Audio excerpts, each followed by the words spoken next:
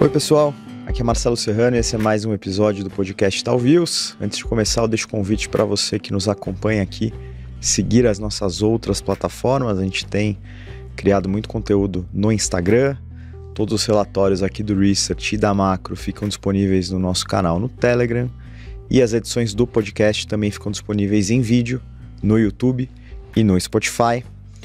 Bom, hoje a gente tem um convidado especial aqui, o Christopher Garman, que é diretor para as Américas da Eurásia, e a ideia é a gente fazer um bate-papo sobre questões político-econômicas globais, né? A gente aproveita o gancho das eleições americanas para repercutir um pouco o resultado e os desdobramentos que ela pode trazer para esse tabuleiro geopolítico global. A gente passa por outras questões e conflitos que estão acontecendo e no final a gente tenta aterrissar um pouco toda essa discussão para impactos aí no Brasil. Cris, obrigado pela presença, bem-vindo. Um enorme prazer estar aqui com você nesse bate-papo, num momento tão oportuno. Ótimo, é verdade. Acho que até aproveitando o gancho, não teria outro início que não as eleições americanas, né? A gente passou por um, talvez, acirramento na reta final, mas enfim, o Trump conseguiu conquistar estados-chave e carimbou o seu retorno à presidência dos Estados Unidos. Eu queria começar perguntando como você avalia o resultado das eleições e que mensagens que esse resultado passa para o mundo de uma forma mais ampla. De fato, a vitória do Donald Trump foi acachapante. Ele teve não só uma maioria expressiva no colégio eleitoral, mas ao contrário do que várias pesquisas estavam apontando, ele acabou ganhando o voto popular. Então, os institutos de pesquisa não erraram tanto nos estados pêndulo, mas eles erraram feio no voto popular, né?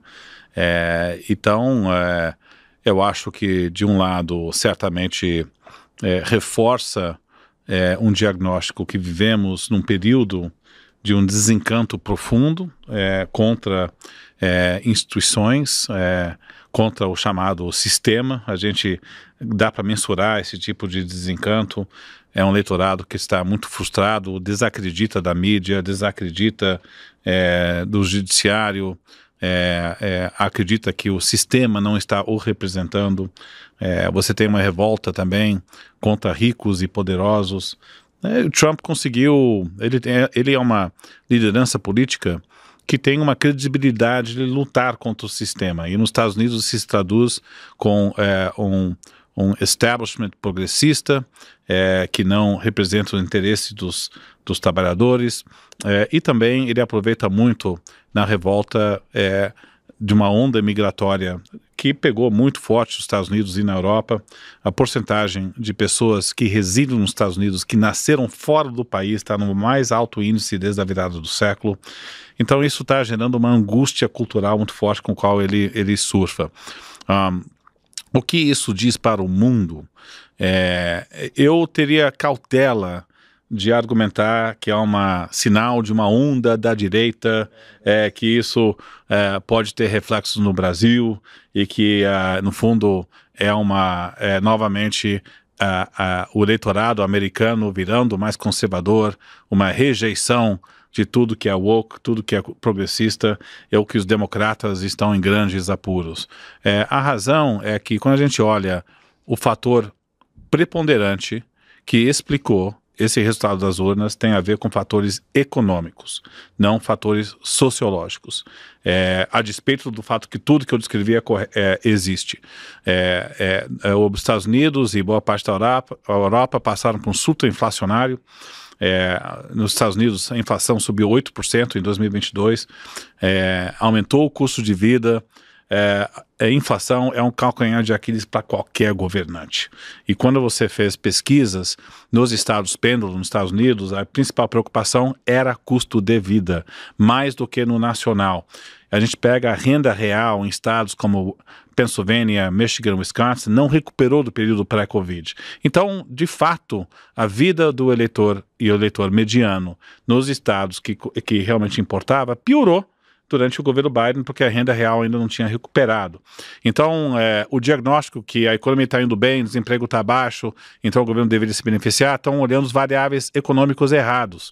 Você tem que, o grande calcanhar de Aquiles era custo de vida e inflação. A gente olha as eleições na Europa, na Índia, na África do Sul, agora nos Estados Unidos, foi esse o tema que levou a uma perda e um revés para os incumbentes. Então, acho que Donald Trump ganhou por essa razão e devemos ter muita cautela de extrapolar que nós estamos numa onda conservadora que vai ter um contágio para o resto do mundo. Podemos ter governantes perdendo no futuro, sim, né? Mas não diria que é um movimento ideológico que explica esse fenômeno. Perfeito. Quando a gente tenta desenhar um pouco como vai ser esse segundo governo Trump, a gente olha que além da presidência, o Partido Republicano deve ter uma presença robusta no legislativo e também nos governos de estado, né? O que ajuda a implementação de uma agenda, reformas e medidas que o novo governo queira colocar em prática. O que você imagina que a gente deve ter de mudanças de políticas econômicas ou medidas assim no curto e médio prazo que talvez a facilidade dessa presença mais forte do partido podem trazer? Eu acho que, em primeiro lugar, devemos esperar um Trump com menos freios do que no seu primeiro mandato. No primeiro mandato, ele não tinha uma equipe pronta, ele colocou muita gente do Partido Republicano, das alas mais moderadas, havia um debate dentro do Partido Republicano se o trumpismo era bom para o partido ou não, e ele sofreu muitas restrições da sua própria equipe, que ficava com medo das suas iniciativas, e tentaram controlá-lo. Dessa vez, não vamos ter esse tipo de freio. Ele entra com muito mais confiança em si mesmo, ele vai colocar pessoas muito leais ao redor dele, não tem debate na direção do partido, ou com Trump, ou você está fora. Então, ele só tem 4 anos, ele aprendeu no primeiro mandato, já está com várias propostas prontas, então acho que vai ser um Trump, né, sim, com mais potência do que a gente teve no primeiro mandato, e com uma maioria no Congresso também. O que podemos esperar? Tem várias frentes.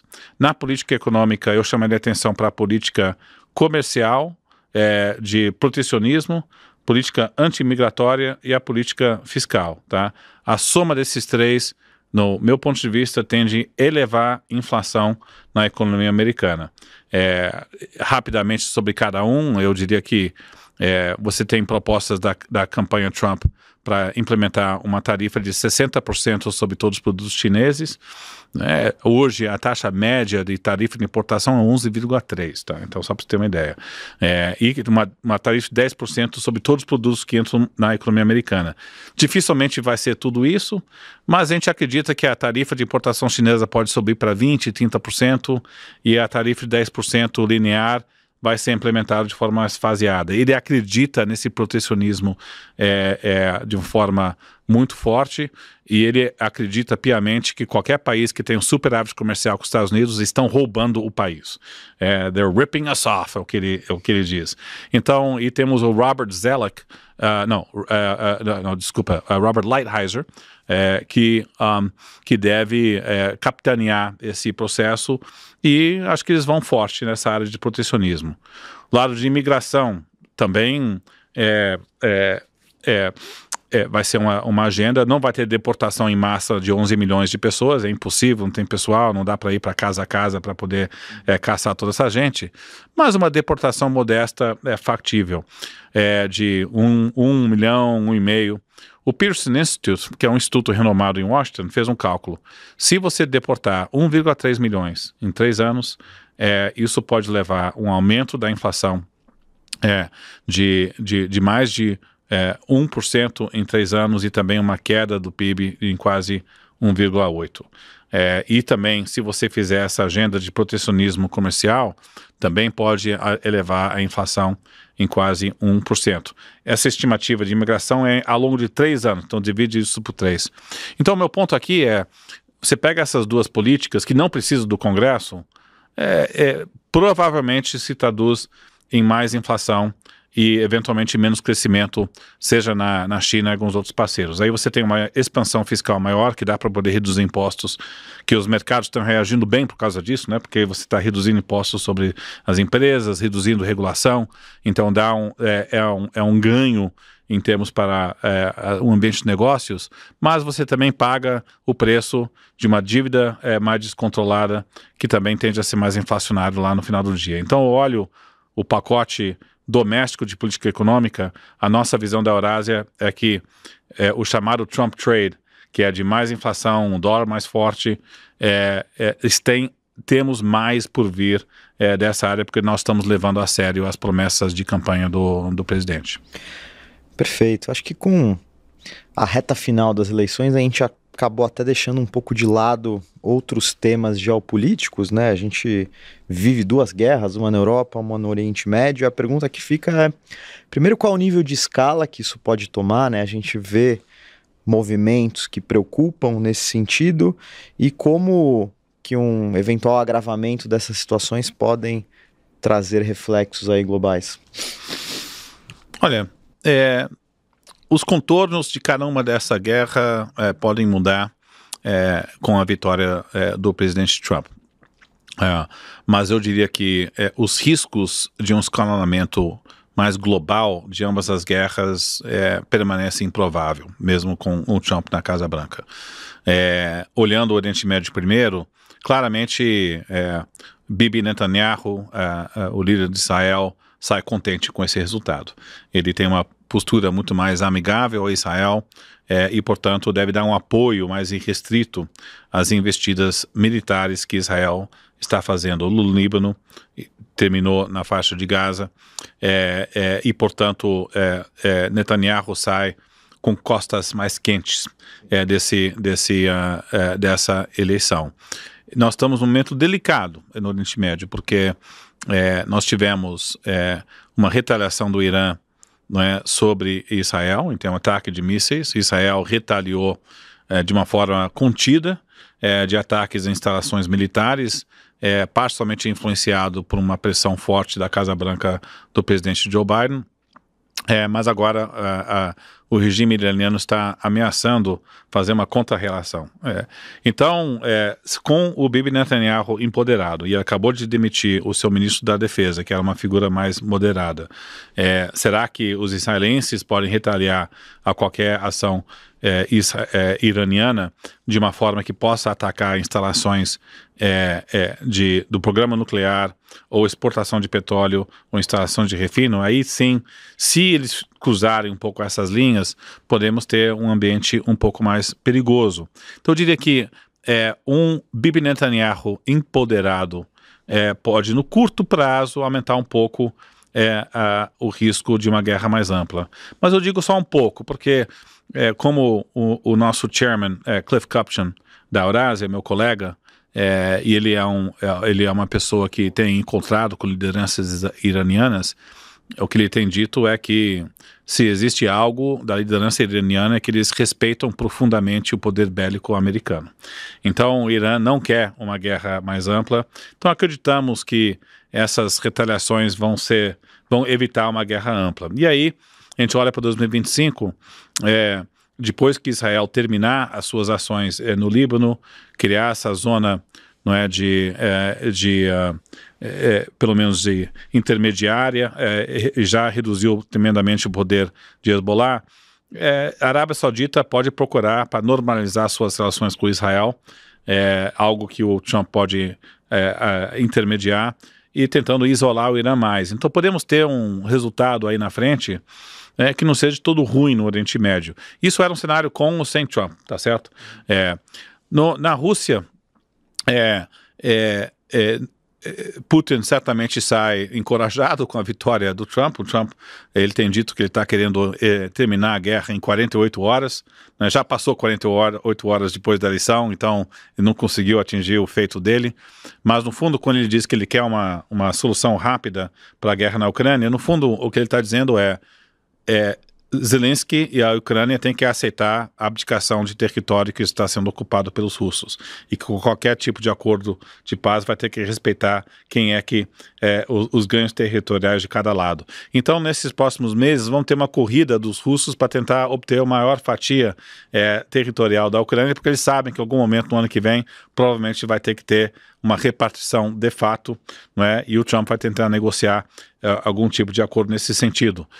A revelia dos seus aliados na Europa, que está gerando desespero nos capitais da Europa, não só porque ele vai querer fazer uma negociação muito mais bilateral, mas também porque ele tem a ameaça de não financiar a Ucrânia e defender a integridade do território da Ucrânia de uma forma mais de princípio, como o governo Biden tem feito atual. Então, eu diria que os contornos mudam um pouco, mas não estou enxergando um conflito que possa sair fora do controle em ambos os casos. O que me preocupa mais é a relação Estados Unidos e China. Aí sim, você pode ter uma guerra comercial, medidas punitivas do lado do comércio, e a China está com uma grande preocupação da sua própria economia. Então, a gente está um pouco mais preocupado com conflitos em Taiwan, no sul da China, e uma guerra comercial com impactos globais maiores. Perfeito. Eu tava escutando o episódio da tua última participação aqui, há quase um ano mais ou menos, e você colocou que a gente vivia naquela época já um momento especial de complexidade geopolítica no mundo, né? Uhum. E aí eu fiquei pensando nessa frase e acho que talvez tenha relação com o que seja uma formação de blocos. Se a gente olhar Estados Unidos, Europa, Israel de um lado, do outro lado uma proximidade de China com Rússia, com alguns outros países dos BRICS. Eu queria perguntar se faz sentido esse link, se esses grupos têm se formado, que isso se configura na prática e como que o Brasil se coloca nessa situação, né? Como um parceiro comercial importante da China, mas também com relações na Europa, relações com os Estados Unidos e num momento onde tem se colocado mais vocal em relação a esses temas globais, né? O governo tem se manifestado. Então, como é que você vê tanto a formação desses blocos quanto uma eventual posição do Brasil nesse cenário? Não, perfeito. Acho que desde a nossa última conversa aqui, faz quase um ano, o prognóstico que nós estamos num ambiente geopolítico tumultuado só se exacerbou e tende a se exacerbar mais, particularmente olhando o governo Trump, que deve ter uma postura mais bélica e antagônica com relação à China. A formação dos blocos existe. Temos um bloco forte, claro, China, com uma parceria econômica e também particularmente militar com a Rússia, podemos colocar também nesse bloco Irã, Coreia do Norte, imparcial. Temos uma relação de conflito entre a Rússia de um lado, aliados americanos na Europa do outro, não é? Mas quando a gente olha o bloco pró-Estados Unidos e pró-China, é um pouco mais complexo. Você tem a Europa, que também deve ter uma relação transatlântica mais tensa com o Trump. O Trump não vem de uma geração com compromisso nessa relação transatlântica. Os europeus estão muito preocupados com as tarifas que os Estados Unidos pode colocar sobre seus produtos, muito preocupados com a falta de financiamento militar para o acordo de segurança da OTAN. Então, essa relação transatlântica pode estar mais tensionada e a Europa quer manter algumas portas um pouco mais abertas à China do que os Estados Unidos, embora eles também estão colocando tarifas nos produtos chineses. Então, eu diria que a grande rivalidade geopolítica é Estados Unidos e China. E aí você tem, né, perfis de blocos emergentes, mas não são únicos sobre todos os temas. Transitam um pouco dos dois. Veja, Arábia Saudita, claramente eles estão tentando negociar um acordo de segurança militar com os Estados Unidos, mas flertando para entrar no BRICS, que é um grupo mais influenciado pela China como um poder de barganha. Então nós temos países como Indonésia, como Índia, como Arábia Saudita, Brasil, México, que a gente gosta de utilizar a palavra swing states, que é estados que tentam migrar e se posicionar entre essas duas potências para suas vantagens relativas. Então, acho que a gente tem muita parte do chamado Sul Global que se encontra nessa rubrica. Indonésia, por exemplo, é um país que tem proximidade econômica com a China, mas elas estão achando que é próximo demais. Por isso é uma razão que eles relutaram entrar no BRICS de imediato. O Brasil não queria entrar no BRICS ou não queria uma expansão dos BRICS, porque talvez seria um grupo dominado pela China, mas ao mesmo tempo você coloca países do Oriente Médio que estão com muito dinheiro, e aí você tem uma vantagem de participar de um grupo que você pode ter mais financiamento.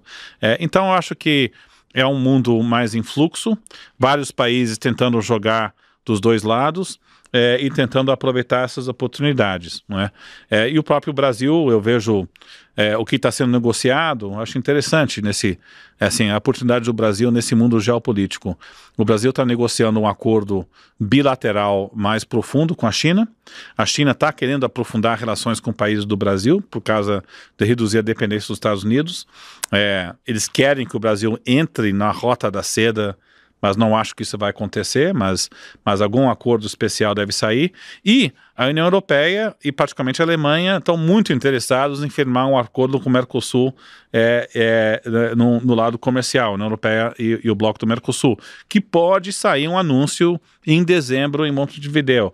Por quê? Porque eles estão vendo uma guerra na Ucrânia, então segurança energética maior, estão suspeitos com a relação transatlântica e estão querendo firmar parceria com outras regiões como a da América do Sul. Então é um mundo com blocos, mas muito mais em fluxo na zona cinzenta, que não é tão binário assim. Perfeito. A gente falou um pouco de desdobramentos para o Brasil, né, e mantendo o Brasil na pauta e já encaminhando para o fim desse papo, eu queria tentar paternizar toda essa discussão para o Brasil, né? Como que esse cenário de complexidade geopolítica, de dólar mais forte, com todas as questões que você comentou, impactam o Brasil e também de uma forma mais ampla impactam fluxos de investimento também. Acho que tem algumas más notícias e algumas oportunidades para o Brasil. A má notícia, de longe, é que se o nosso diagnóstico de um governo Trump, que tem que levar a sério as promessas de protecionismo comercial, restrições à imigração, expansão fiscal, isso é um mundo de um dólar mais forte, um mundo onde o crescimento global talvez seja menor, e é um mundo onde as moedas de mercados emergentes, como a do Brasil, devem se desvalorizar. Se isso ocorrer, é claro que coloca dificuldades na capacidade da política monetária aqui reduzir juros. Então, nós já estamos num ambiente de muita incerteza fiscal, onde o real está deslocado dos seus pares e tem uma desvalorização maior do que os seus pares na região. Então, se você adiciona um choque negativo de um dólar mais forte e divisas desvalorizadas, dificulta a política econômica aqui no Brasil. Eu acho que, olhando para o Brasil, acho que essa é a principal notícia ruim para o Palácio Planalto, porque dificulta a capacidade de reduzir juros, é um ambiente externo menos benigno e vem no momento onde todo esse impacto dessas políticas devem chegar mais no final de 2025, que é na véspera de uma eleição presidencial de 2026. Então aí eu diria que a vitória de Donald Trump dificulta a vida do Lula em 2026, mas não por uma razão de uma onda ideológica, mas muito mais porque gera um ambiente global mais adverso para o país como o Brasil. E se o Lula começar a se enfraquecer politicamente com uma economia que começa a dar sinais de desaceleração maior, ou um câmbio mais desvalorizado, que aí traz um pouco mais de inflação, aí ele pode tomar decisões na política econômica que exacerbam as incertezas atuais. No curto prazo, eu até acho que um cenário externo pior pode facilitar a vida da equipe econômica, tentar convencer o presidente, né, a manter uma linha fiscal mais austera, né? O governo nós estamos gravando esse podcast antes do anúncio do governo Lula sobre um pacote de corte de gastos, mas o que se sair daí, se nós estamos com um mundo com câmbio mais fraco em 2025, também pode ajudar a linha de argumentação de aprovar qualquer coisa que o governo venha anunciar. Então, acho que no curto prazo pode ajudar, mas dificulta a vida do país como um todo. Em termos geopolíticos, aí eu diria que o que eu acabei de chamar a atenção ajuda a facilitar um acordo com a União Europeia. Eu acho isso salutar para o Brasil ao longo do tempo. Vamos ter uma relação mais próxima com a China. A relação bilateral com os Estados Unidos vai ser mais difícil por razões políticas, mas pelo menos tem uma agenda bilateral razoavelmente robusta, que não depende exclusivamente da relação do chefe de Estado. O Brasil não deveria ser alvo de medidas protecionistas, mas vai sofrer, como todos os outros países, de uma possível taxa linear de tarifa de importação. E também a postura política do presidente Lula, chegando mais próximo da China, pode colocar o Brasil alvo um pouco mais do que deveria. Então, é um mundo com dificuldades. Alguns setores podem ganhar em termos relativos. O setor agro brasileiro, por exemplo, pode se beneficiar de mais exportações numa guerra comercial com a China, mesmo que não tanto quanto no primeiro mandato, mas tem exportadores brasileiros também podem ganhar em termos relativos. E por último, os Estados Unidos saindo do Acordo de Paris tira um pouco o brilho da COP30, quando o Brasil deve sediá-lo no ano que vem. Muito bom. Acho que a gente conseguiu cobrir todos os temas propostos aqui e queria, antes de concluir, agradecer novamente sua participação aqui, Cris. Obrigado. Muito obrigado, foi um prazer. Valeu.